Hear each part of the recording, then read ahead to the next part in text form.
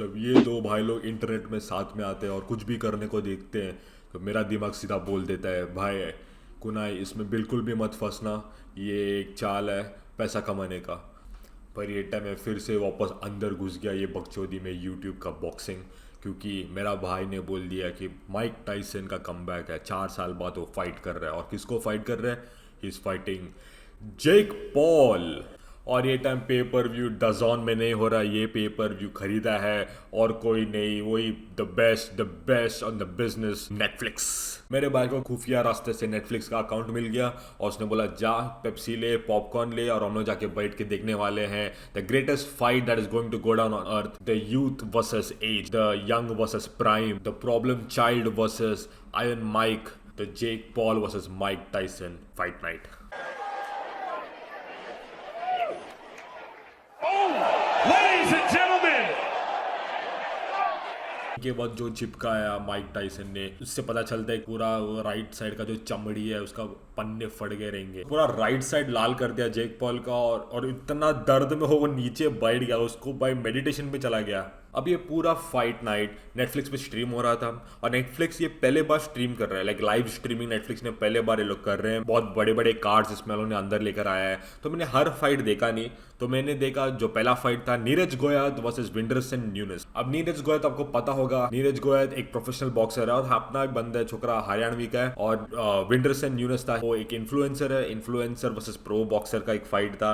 ये फाइट इतना आसान था नीरज गोयत के लिए कि उसने बीच में अपना एक अल्टीमेट मूव निकल दिया, ये देखो। It was kind of a slap punch, right? It sure was. Right. Okay, what's going on now? Oh, now. no, That's no just- need to replay Adrian Broner's antics against Marcos Maidana. Thank you very much. Yeah. That was called unnecessary ridiculousness. Exactly. जो बंदी commentator थी वो उसको देख के उसका दिमाग का होश उड़ गया। उसने देख लिया क्या ऐसा कैसे कोई अल्टीमेट मूव कर सकता है फाइट के बीच में, और एकदम पब्लिक को एक थोड़ा सा डिस्गस्टिंग भी लगा साथ में, पर मेरे को देखने में मज़ा आया क्योंकि show is all about entertainment and Neeraj Goyat brings the entertainment in the entertainment. अब अगला फाइट था मारियो बारियो वर्सेस एबल रामोस। ये थोड़ा अच्छा फाइट था पर ये फाइट में ज़्यादा देखा नहीं क्योंकि ये फाइट हुआ एंड एकदम सेम फाइट था और ये एंड हुआ स्प्लिट ड्रॉ, मतलब स्प्लिट डिसीजन में लोग ने इसको एंड कर दिया गेम को कि दोनों इस equally same equal good fighters करके। अब ये पॉइंट अपने को मालूम पड़ता है कि जेक पॉल और माइक टायसन दोनों स्टेडियम में आ गए और ये लोग दोनों चेंजिंग रूम में, और चेंजिंग रूम में आप देखने को मिलते हैं कि लोगन पॉल भी है, जबकि हालांकि वो 1-2 हफ्ते पहले इंडिया में रिक्शा चला रहा था, बहुत सही से रिक्शा चला रहा था। मैं देख के सरप्राइज हो गया कि भाई इतना अच्छा से रिक्शा चला रहा बंदा, और सीधा अगला फ्लाइट पकड़ के आ गया जेक पॉल को हाइप करने के। अब कट टू कैमरा जाता है माइक टायसन का चेंजिंग रूम में और अपने को देखने को मिलता है कि माइक टायसन पूरा नंगा होके घूम रहा हो और सीधा उसका गांड देखने को मिलता है अपने को, फुल ऐसा 4K HD में देखने को मिलता है। अब मेन फाइट के पहले एक अंडरकार्ड फाइट था जो कि एक विमेंस फाइट था और इसमें केटी टेलर वर्सेस अमेंडा सेरानो का मैच था। और दोस्तों मैं तुम लोगों को बताओ, ये फाइट देखने में मेरे को जितना मजा आया, ये one of the craziest fight निकला पूरे कार्ड्स में से। इसमें भाई खून खराबा मार रहा है, कुछ तो फट रहा है, किसी का आईब्रो फट रहा है, किसी का नाक फोड़ रहा है, किसी का कान टूट रहा है, सब क्रेजी चीज चालू है बस। Guts, glory, history made again. Taylor good and right hand. Serrano with an epic encounter. What my more gosh. do you want from professional boxing? कोई पंचेस फेंक रहा है, कोई काउंटर दे रहा है, कोई पंचेस इधर उधर।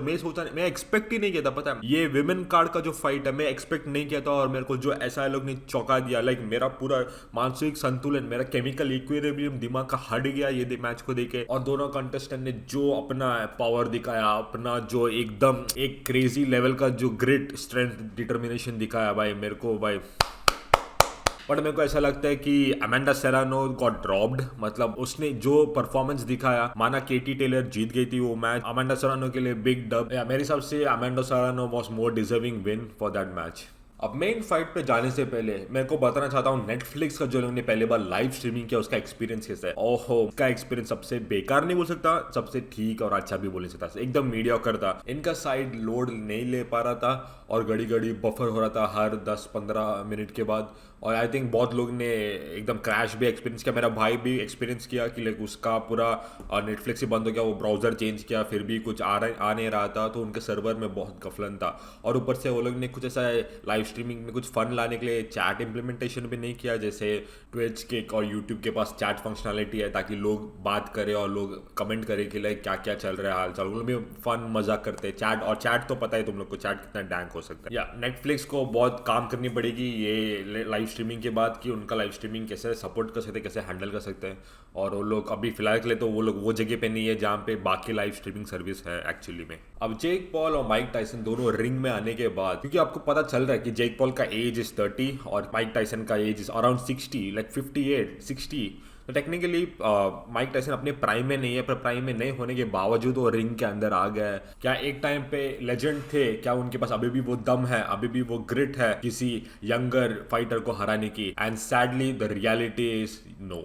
8 राउंड का मैच था, हर राउंड 2-2 मिनट का था, लेकिन राउंड 1 से राउंड 4 तक लेके तो भाई सेम ही लगा, कुछ फर्क नहीं पड़ा। जेक पॉल ने जितना उसको थ्रो पंचेस करने थे उसने किए, और ज्यादा से ज्यादा punches I think Jake Paul ने ही थ्रो किए। लेकिन माइक टाइसन को पता चल रहा है कि लाइक राउंड 2 में पता चल गया कि लाइक एज हो गया है, बुढ़ा हो रहे हैं हम लोग अभी वो नहीं है जो हम लोग हमारे 30s 40s में थे। अपना दिमाग बोल रहा है कि पंच कर, पर हमारा बॉडी जो है वो मतलब गिव आउट कर रहा है, बॉडी सहने को नहीं हो रहा उसको। माइक टाइसन का रिफ्लेक्स अभी भी है, वो डॉज तो कर पा रहा है लेकिन काउंटर नहीं दे पा रहा, वो अटैक नहीं कर पा रहा, पंच नहीं कर पा रहा। तो उसके वजह से मैक्स टू मैक्स अगर आप हाईलाइट स्कोर कार्ड देखोगे तो फिर जेक पॉल ने 200 पंचेस फेंके माइक टाइसन के ऊपर, और माइक टाइसन सिर्फ 50 पंचेस थ्रो कर पाए। तो इससे यूनानिमसली ये हुआ कि like Jake Paul has done more of performance, तो जेक पॉल को विनर माना गया था।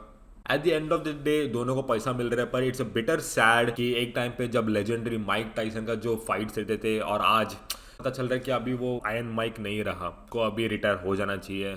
बहुत सैड, डिसअपॉइंटिंग और एक एवरेज फाइट था दोनों के बीच में। जितना लोगों ने हाइप किया था, हाइप क्रेजी किया था, क्योंकि भाई वो थप्पड़ मारा तभी मुझे लगा कि like okay shit's about to go down, कुछ तो क्रेजी होने आ रहा है। पर एट द एंड जब रिंग पे उतरे, जब एनर्जी निकालना हो 100% दोनों का एनर्जी निकलना हो, तभी पता चल गया कि लाइक जेक पॉल का वही है काम, जितना डॉज कर सके और जितना पंचेस फेंक सके उतना करो। लुकिंग एट आयरन माइक थोड़ा बुरा तो लगा कि like age really catches up to everybody. Age सबका दुश्मन है, बुढ़ा होना किसी को पसंद नहीं, सबको यूथ चाहिए, सबको जवान रहना है, छोकरा जवान रहना है। पर हालांकि ये रियलिटी है कि लाइक एक और दिन कभी ना कभी तो सबको जाना है। That's it. See ya. For this fight, you are setting a monumental opportunity for kids my age to see the legend Mike Tyson in the ring for the first time. What type of legacy would you like to leave behind when it's all said and done? Well, I don't know. I don't believe in the word legacy. I just think that's another word for ego. That's just some word everybody grabbed onto. Now it's used every 5 seconds. It means absolutely nothing to me. I'm just passing through. I'm going to die, and it's going to be over. Who cares about legacy after that?